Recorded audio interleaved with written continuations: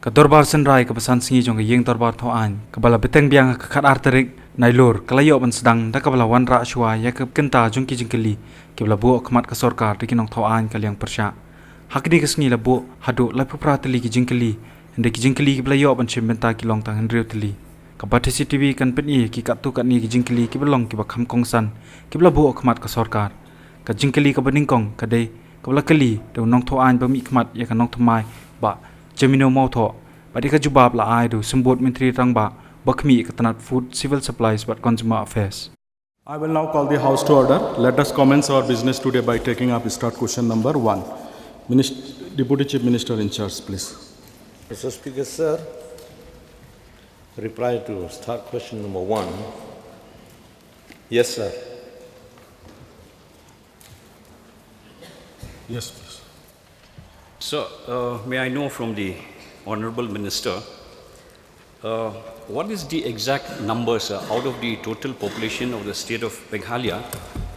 How much in the rural areas have been enrolled and how much in the urban areas have been enrolled, sir?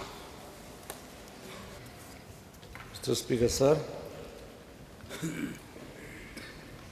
the prize is being distributed to 21,49,095 beneficiaries in the state.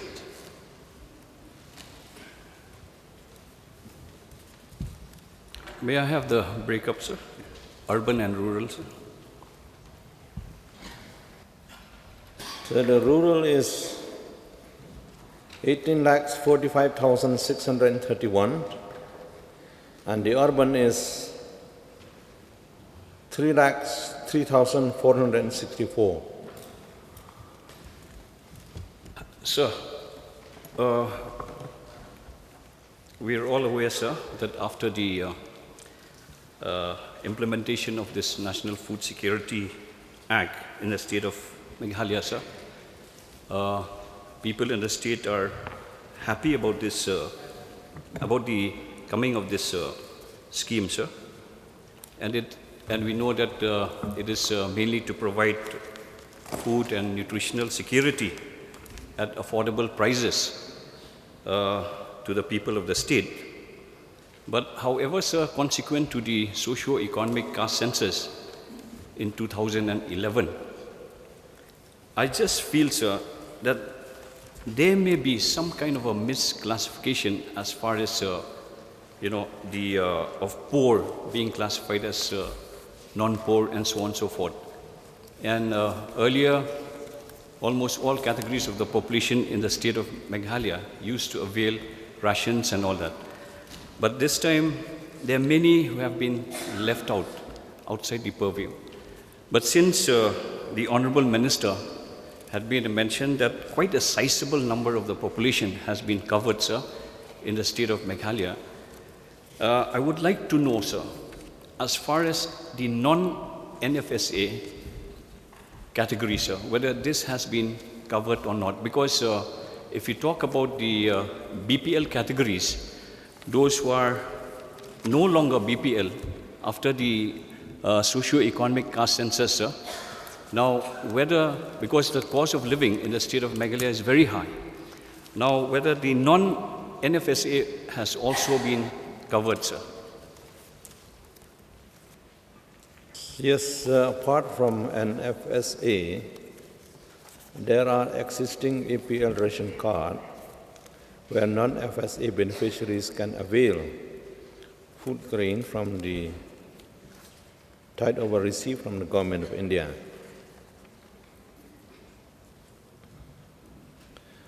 The department is taking an initiative to making the PDS universal. Apart from NFSA, the department is also distributing food grain for non-NFSA beneficiaries, thereby covering every family in the state. For example, for the month of February 2016, the non-FSA family gets 11.95 kg. I'm talking about the coverage in terms of numbers, sir, for the non-NFSA, sir, out of the total population in the state, sir.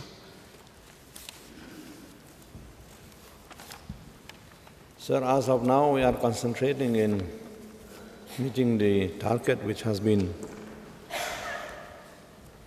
target of beneficiaries. And once the target of beneficiaries is being finalized, is being met, then as I mentioned just now, we are taking care of all those who are coming forward to apply, provided that they are qualified in the exclusion parameters. So as of now, the other matter is being examined. So I would like to appreciate the efforts made by the department, sir. I would like to ask this question, whether the State Food Commission, as mandated by the Act, has been constituted, sir, and who are the members of the State Food Commission, sir? Sir, it has been constituted on the 17th May 2016 in exercise of the power conferred by Clause 1 of Section 16 of the National Food Security Act 2013, 20 of 2013 and Rule 4 of the Meghalaya State Commission 2014. The Governor of Meghalaya is pleased to constitute the Meghalaya State Food Commission with immediate effect and until further order, with the following person as chairman and members: Sri B.K. Deb Verma, IAS, retired chairman; Srimati L. Karkangor, IAS, retired member; Srimati R.D. IAS, R.D. Marak, IAS, retired member; Sri R.L. Setia, member; Dr. Mrs. Sintholina B. Sangma, retired DHS, MCH and FW, member; Sri Ravi Gurung, legal, member; Sri M.K.H. Marak, IAS, Commissioner and Secretary, Food, Civil Supply and Consumer Affairs Department, member, Secretary. The headquarters of the Food Commission shall be at Shillong. Yes. Thank you, sir. So we understand that the State Food Commission is a very important body, sir, to monitor, evaluate, and to check violation of the implementation of the national food security. Now, I just wanted to know from the Minister, sir, what happens when entitled food grains are not provided to beneficiaries, sir? Because it may happen that when entitled food grains are not provided to beneficiaries, then what happens to those who violate, sir? As the Speaker said, that has not happened. I'm just saying that if it happens, sir. Anyway, just another question, No, sir. this will be last question. Yeah, okay, sir. I am allowing Yes, this sir, question. I've seen more than 5. Yes, it is done, but Okay, as one the more issue is question, sir. As the issue is very important, Okay, sir. I will allow you only this question. Okay, sir, my last question is, I just wanted to know the measures taken by the government, sir, by the department to ensure the safe storage of food grains, sir. And also, to see that there are no leakages during transportation to the ration shops and also from the ration shops to the open market, sir. Were there any measures contemplated on the part of the department, sir, to check these leakages, sir? Lifting officers send the food grain sample to the directorate to ensure the quality is not compromised. Also, periodical inspection are conducted at fair price shop. Sakway ni Jingkylli ka Halor ka Jingthungkam nakabenta jungki contractual basis kablabo daw nong Thawaiñ pami khmat ikanong kram constituency ba arden basoy maj pala jubab Jingkylli daw menteri rang ba ka jalao Dr. Mukul Sangma. Now let us come to start question number 2. Chief Minister, please. Mr. Speaker, sir, replies to start question number 2A. Sir, the information is being collected. B, reply to B, C, and D. Sir, the reemployment of the retired government servants on contractual basis and recruitment of posts for appointment on contract basis is done on the basis of office memoranda and government notifications issued from time to time. Sir, from the reply of the Honorable Chief Minister, the government has admitted that it has appointed person on contractual basis. So may I know from the Chief Minister, when was the government adopted this policy to replace the regular basis of appointment? Mr. Speaker, sir, I didn't have the clarity of the question.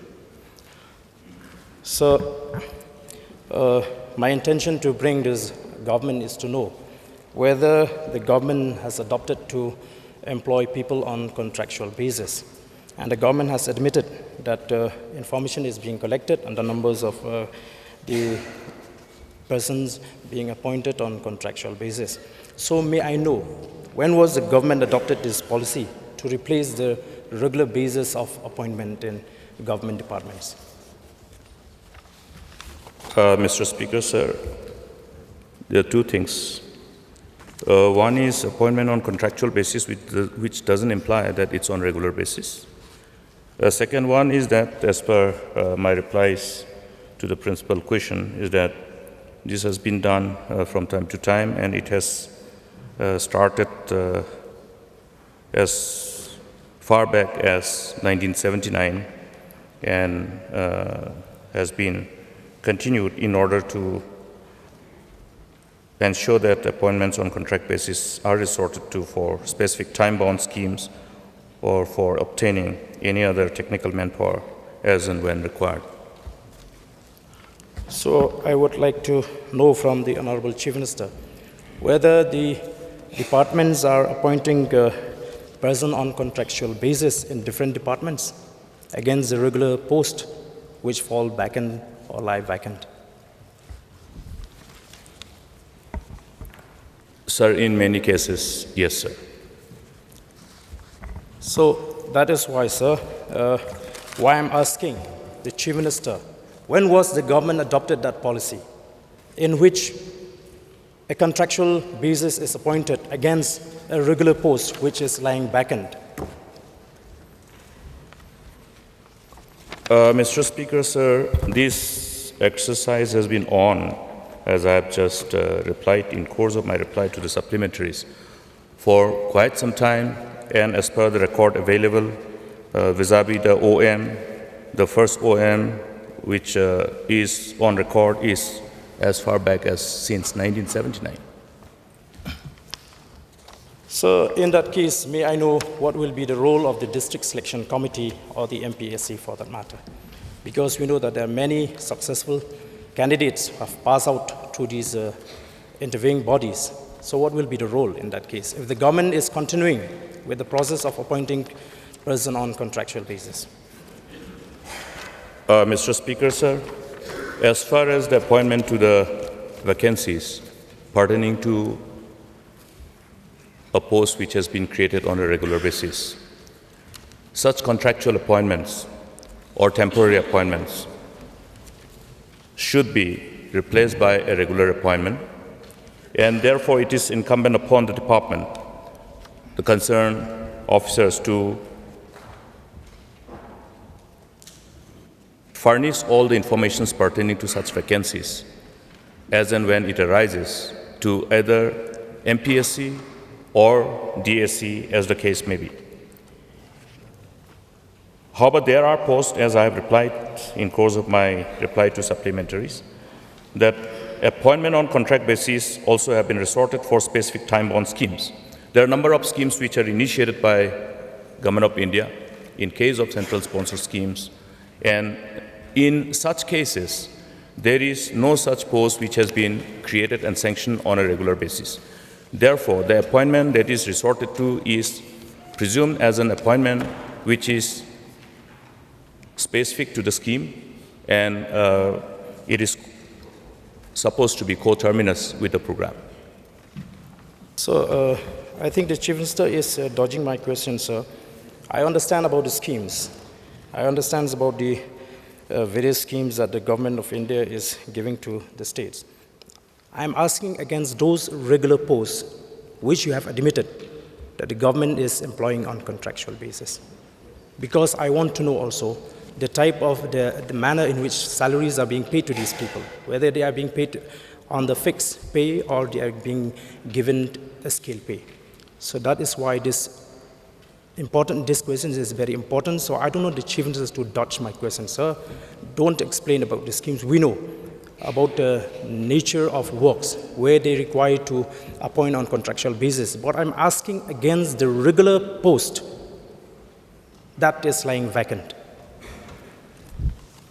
Mr. Speaker, sir, I have replied in respect to the regular posts which are created and sanctioned on a regular basis. They are invariably required to be filled up through the proper recruitment process, either by DSC or MPST, as the case may be, that I have said already. Now, therefore, it is incumbent upon the concerned authorities to to furnish such information before either MPSC or DSC proceed further with the recruitment process. And this direction has been given from time to time by the government. So, since many departments seem to have failed to comply with the government order, and that is why many successful students who have passed out from DSC and MPSC has to resort to agitational program. So may I know what action will be taken against those concerned departments for failing to comply with the government order? Mr. Speaker, sir, yes, we have been confronted by such situation where candidates who have been listed as the successful candidates after going through the recruitment process, either by DSC or MPSC, were not appointed due to non-availability of vacancy or post. Now, this is in the first instance wrong, because the recruitment authority, whether MPSC or DSC, should be advertising for recruitment and should indicate clearly the exact vacancy available at that point of time. And the results declared should be indicative of the number of successful candidates which commensurate exactly to the number of posts which is declared as vacant post.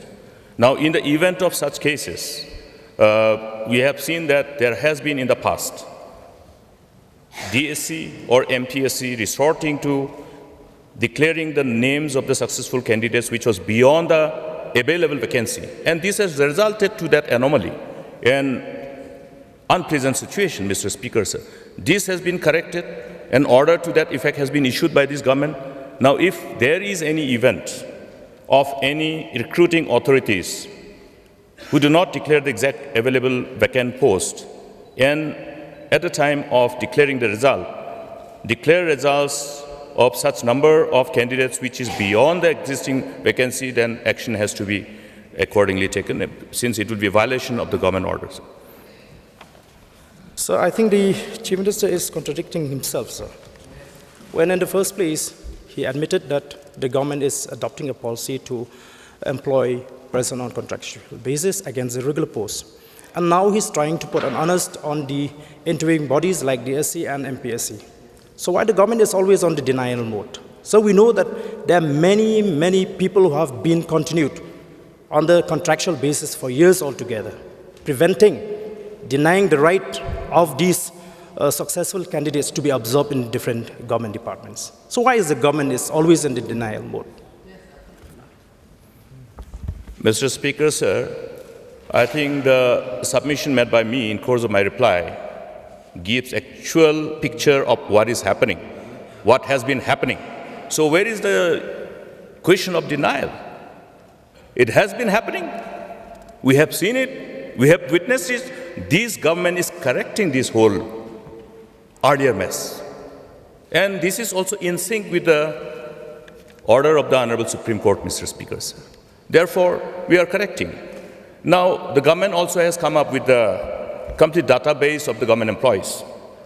And this whole mechanism, by use of technology, has enabled the government to find out as to how many such appointments resorted to by various officers violating this government order has been resorted to has come to the light. So there is no question of denial. In fact, this government is trying to correct things in a manner that we don't actually ultimately attract the attention of the Honorable Apex Court for contempt proceeding, Mr. Speaker, sir. Okay. Yes, Mr. Speaker, sir, what's about the fate of those contractual employees being employed for many years?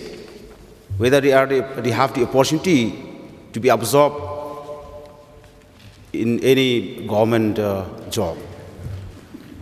I couldn't understand the actual purpose. Yes, sir. The intent yes, of the this question, is Mr. Speaker. my sir. question, sir.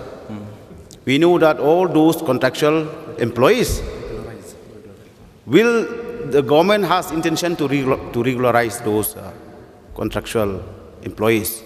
those who are already in service on contract basis. Oh, sorry. Mr. Speaker, sir,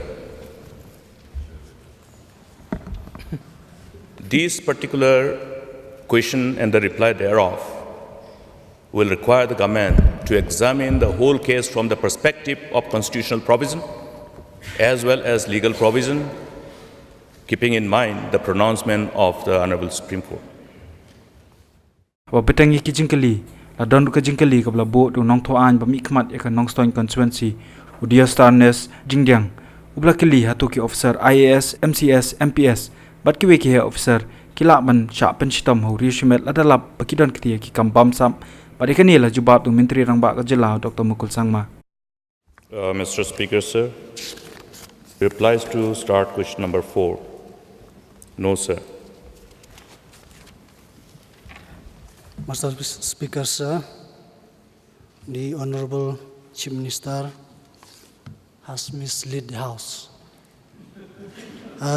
According to the ruling of the Supreme Court on August 2012, the ruling in Subramaniam Swamy versus Manmohan Singh case held that there is no provision in the PCA or CRPC that bars a citizen from filing complaint for prosecution of public servant alleged to have committed an offence in corruption, sir. That's the High Court, Supreme Court ruling. Yes, sir. No, in the state, anybody have been prosecuted by private person? No, sir. My question is to all the officers, including IAS, also that I have raised this question. Okay. All the union officers, sir. CM may reply. Mr. Speaker, sir, why I have said no is because an individual citizen can do so with the sanction of the court. That's how it is. That's why the reply is no. Yes, that's correct. I think. Yes. Yes, Sri Arden Bashamat. The intention of the honorable member from Longstown to raise this issue is with regards to the one of the steps taken by the Modi government to empower private persons to seek sanction for prosecution of IAS officers in corruption cases. So, may I know from the Honorable Chief Minister whether the government is contemplating to facilitate the prosecution of IAS officers, MCS, or the government officers through a private complaint, sir? See, anything that relates to prosecution, the law is very clear, Mr. Speaker, sir, and as the Honorable Member, the author of this start question have already referred to, there is also a pronouncement from the Honorable Supreme Court. Therefore, it will be all guided by the law of the land. The government also have come up with the Lok Ayukta Act. Recently, the rules for ensuring that all the people who are covered under this Act are required to furnish details about their assets. We are proceeding on that line, and therefore there will be a robust mechanism within the state to deal with all issues of corruption prospectively. So we are in the right direction, Mr. Speaker, sir.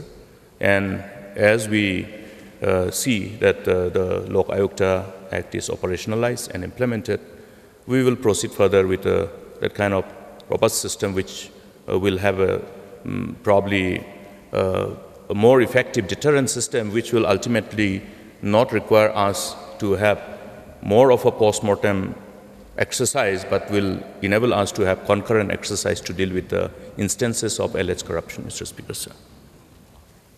So, I would like to get a specific reply from the Honorable Chief Minister, because the court further observes that it deemed proper to observe that in future, every competent authority, including the state governments, shall take appropriate action on the representation made by a citizen for sanction of the prosecution of a public servant. So I want a specific reply from the Chief Minister whether the government is contemplating to facilitate that matter or not. Mr. Speaker, sir, I have said that it is going to be in sync with the law of the land, further reinforced by various pronouncements of the Apex Court. And so there is no ambiguity in that direction. If any individual is coming with any specific charges and have thereby proceeded further for getting all the necessary sanction based on the provision of the law of the land, then there is no reason why such exercise would be derailed or should not be allowed to proceed further. Hadian daladap ke kenta Jingkylli keladon ke special motion ke belawan ra dau nong Thawaiñ ke nong krem konstituensi ba aden pasoi moj ke bay de Halor ke Jingkylli state Jingthungkam Khaw pat kumjur ke Jingbon chuki nong di drok khapok ke ni ke nong ba Shillong pada kani ke special motion la yo ruban kersan dong nong Thawaiñ ke Shillong West constituency ba po Ïingdorbar ba Jiminun Mautho na nong Thomai constituency John Leslie ke Sangma na po South Tura pat kumjuru James ke Sangma na Dadengri constituency. On the impact of drug abuse in our state, which also has a serious ramification on the society. Mr. Chairman, sir, the failure of the government in tackling this issue, as it has criminally failed to conduct a survey on drug users in the state, which is the most primary step to identify the causes and then formulate policies to check this menace, has aggravated the situation. Drugs have ruined and devastated many families in our state. It has brought misery to the lives of many people. The spread in the abuse of drugs in our state has gone simultaneously with other dreaded diseases like hepatitis, HIV, STD, so on and so forth, sir. Drugs are abused in a different way. For example, oral consumption, sniffing, snorting, and injection.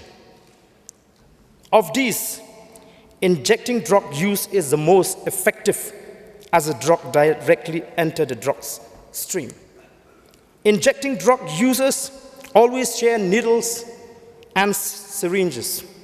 Needles and syringes are often reused and always without being sterilized. So I strongly feel that the state government needs to adopt a holistic approach in order to be able to tackle this problem effectively. Firstly, the government must track down the origin of drugs. It must identify the vulnerable areas. It must zero in on those group of youths suspected to be drugs users or peddlers. It must also find out the reason why people choose to take drugs, and the government must carry out investigation on the effect of drugs to the society and its citizens. And lastly, the government must take a pledge to eradicate this threat from the state once and for all. Moreover, Mr. Chairman, sir, I also strongly feel that the judiciary should decide the cases of kingpins of trafficking narcotics expeditiously and on priority basis. That it could be a lesson for others involved in that business. I would strongly suggest the government to make a fervent plea to the center to give more teeth to the NDPS Act to deal with narcotic crimes in the country, apart from evolving an interagency cooperation to check its abuse and reduce its supply. Mr. Speaker, sir, I would also like to suggest the government of setting up more de-addiction centers for separate centers, with separate centers for female drugs users across the state. I'm deeply disturbed by the fact that at least on 2 occasions where I have had the opportunity of sharing a platform with government officials, the SP of East Khasi Hills District has stated that while in the 1990s, our main problem with which we had to combat was militancy, and today it is drugs and narcotics. It shows the level, the alarming level at which drug peddling has risen in our state, and the consequent need for each one of us to put our heads together and for government agencies to work in tandem to ensure that we do not see a day when Meghalaya reaches the stage where Punjab has reached today. Therefore, this problem has to be tackled with all the seriousness and urgency that it requires. I must point out, sir, that in many localities of the city today, including the constituency I represent, the network of drug traffickers has become so robust, so well organized, so strong, that they have managed to even facilitate home delivery of narcotics. And therefore,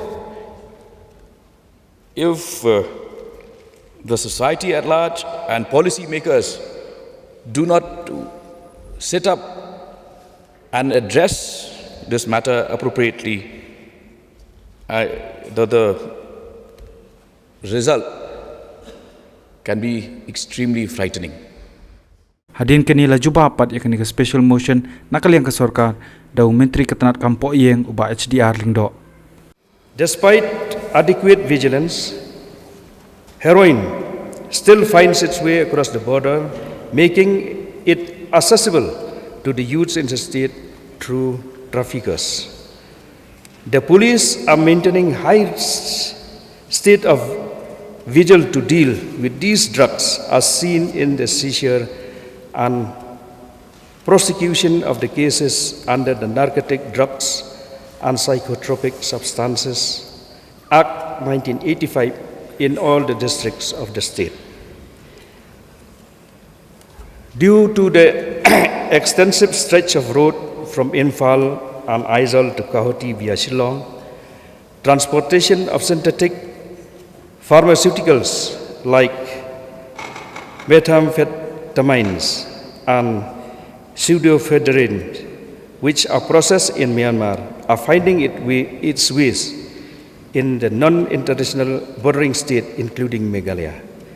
Because of the major transit route Meghalaya has a situation of abuse of heroin and pharmaceutical drugs.